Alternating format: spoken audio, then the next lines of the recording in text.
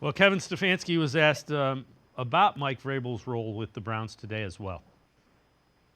We have Rabes really focusing with the offense. I mean, Rabes, we're having him do a bunch of different things, and I know you guys are going to talk to him, and he can kind of tell you what he's doing, but helps me a ton in all the head coaching areas. I can bounce things off of him. Helps our personnel group because he's got a very good eye for personnel, and then I just think it's valuable to have a former defensive player, former defensive coach in the offensive meeting. So Graves is in there with us on offense, going kind of giving that perspective from a defensive side, and then in particular working with the tight ends when we get to an individual perspective.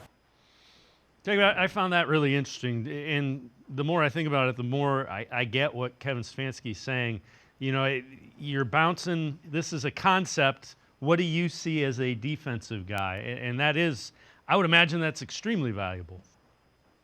Especially for a unit that's trying to do kind of a 180 makeover. Like, I know it's not going to be completely different from what they've ran in the past, but they brought in all these offensive minds to collaborate and change this offense. And then at the same time, they're like, well, why don't we take one of the better defensive minds in the NFL and have him look at what we're doing, look at the way our wide receivers are lining up and how they're attacking defensive backs, how they can get through press man coverage, whatever they're doing. This is what I would do to you to throw you off. So don't do that.